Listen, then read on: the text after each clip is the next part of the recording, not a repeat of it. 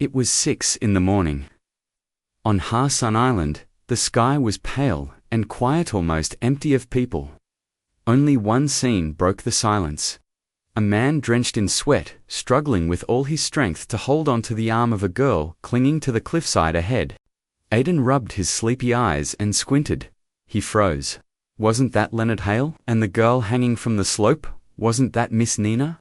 No way did the boss and his lady get into an accident. He instantly pulled out his phone from the pocket of his black slacks and dialed a number. The ringing echoed in his ears. "Colin, get up the mountain." "The boss is in trouble," Aiden said, brows tightening. "Understood. I'll be there immediately." Leonard's suit, freshly pressed and pristine that morning, was now covered in mud. His face didn't look any better. He looked nothing like the untouchable, powerful Leonard Hale from before. Nina clung to the mountainside, silent and terrified. She held tightly onto Leonard's strong arm, afraid that if she let go, both of them would fall into the abyss. Leonard's expression remained calm, but the firm grip of his hand was gentle, comforting, trying to steady her trembling heart. Beside this man, Nina felt unsafe, not because of him but because the world around him was always dangerous. She couldn't explain why. She just knew. Sweat dripped from his hair onto her hand, sliding down her sleeve, soaking the fabric. Fear crept upon her. Worry, and an unspoken dread radiating from him. "Nina," Leonard said softly, "just hold on to me. Leave everything else to me." A clear declaration. He would handle everything for her. Without another word, Leonard summoned the raw strength hidden beneath that elegant exterior. With one powerful pull, he lifted Nina's small body up and set her down safely on the dusty ground. She stared at him in shock. What kind of man is he? How could he possess such terrifying strength? "Are you hurt?" His voice was controlled but gentle, his eyes scanning her carefully. Aside from some dirt stains, she was mostly just shaken. Leonard let out a quiet breath of relief, but in his eyes, a murderous rage flickered. "Boss." Colin arrived breathlessly. Seeing the scene, he froze. How did he forget? Their boss was the king of the underground syndicate, Nightshade. Situations like this were nothing to him. Leonard stood, lifting Nina into his arms, her clothes still dusty. His voice was cold, lethal. "Within 1 hour, I want this entire island erased." Then he strode away, leaving Colin stunned. Last time, it was just a staircase. Now, an entire island. Colin sighed internally. Poor little island. May God bless your soul. KPQ Hotel. Leonard laid Nina gently onto the bed. He brought a damp towel from the bathroom and wiped the dirt from her face with incredible care. Then he paused, stared, and suddenly laughed like a madman. "What's wrong with you? Why are you laughing?" Nina asked, gripping his shoulder. "You look like a little kitten. Adorable." He chuckled and continued cleaning her. The next morning, what happened to Ha Sun Island? Why does it look like this? Who did this? Nina's furious voice echoed as she glared at the guards. Colin broke into a cold sweat, forcing a stiff smile. "Wasn't it the boss who told me to do it? It was me." Leonard stepped out of the hotel in a clean black suit, tie perfectly straight. She frowned at him. Didn't he bring her here to relax? How could he destroy the island before she even had fun? "Leonard Hale, you said you'd bring me here to play. I haven't done anything yet, and you already ruined the whole island." Leonard walked up behind her and wrapped his arms around her waist, speaking in a mischievous whisper.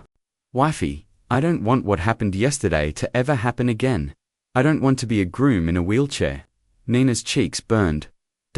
Who's your wife? Humph.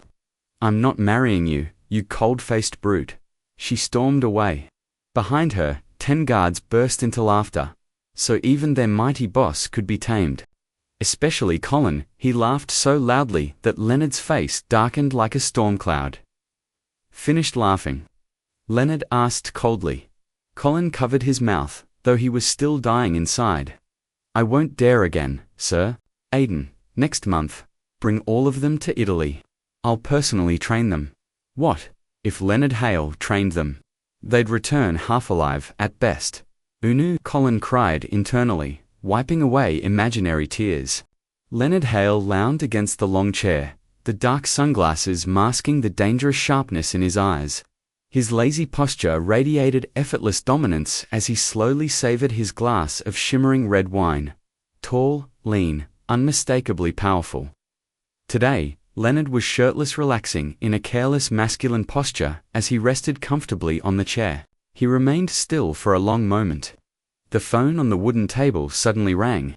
Leonard shifted his broad frame, picked it up, and pressed the answer button. "Leonard, you just got back to the country and didn't come see me. Do you miss me? I want to see you tonight. I missed you so much." A woman's soft, sugary voice dripping with flattery. Leonard didn't smile. Only a flash of disgust flickered in his eyes. "Are you done talking?" he said coldly. The woman on the other line stiffened in fear. She dared not push further, her voice shrinking. "If you're busy, then maybe next time." She forced out a sly smile.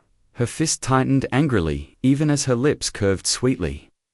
Leonard replied with icy indifference. "I don't want to see you anymore."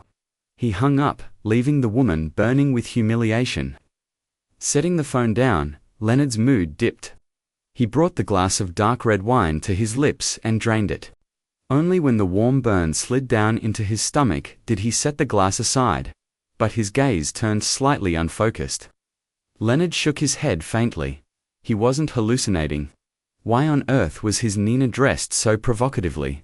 He rose to his feet, his bare torso revealing sculpted abs, every line firm and defined.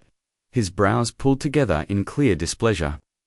On HSN Island, aside from hiking, there was one irresistible attraction: the sea. He didn't want to reject her, so he agreed to come, but now he regretted it deeply, letting other men feast their eyes on that exquisite body. Damn it, he wanted to gouge out every man's eyes for staring at her like hungry predators. At the large beach, young women were utterly mesmerized by him. Some were practically drooling at the sight of his looks.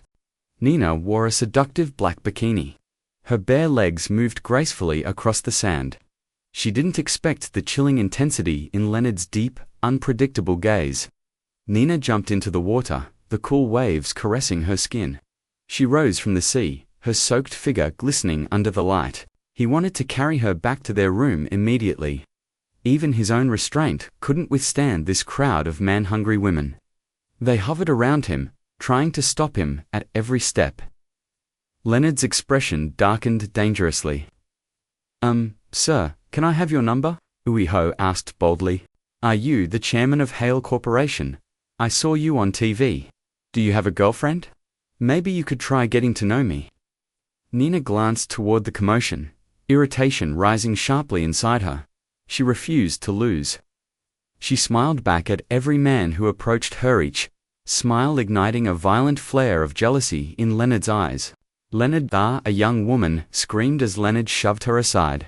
She fell into the sand. She burst into tears while the other girls surrounded her. "He's so cold, and he pushed me." "Maybe you're not his type, Nina. You're getting bolder and bolder." His footsteps halted in front of her. Without warning, he grabbed her and hoisted her over his shoulder in one swift, forceful motion. The girls nearby gasped. "He's married, but they don't look like a couple. We really lost our chance." Carrying her away, Leonard spoke through tightly clenched restraint, his anger simmering. "You're brave. Wearing something like that to seduce other men. You're no different," she snapped. "You're showing your whole chest for everyone to see." HMPH. These two were consumed with jealousy. "Fine," he said lowly, his voice dark and provocative. "Later, I'll let you look or touch however you want. Anywhere you want." "No, thanks," she whispered, blushing crimson. "This flimsy outfit," he tightened his hold on her. "You're only allowed to wear it in front of me, understood?"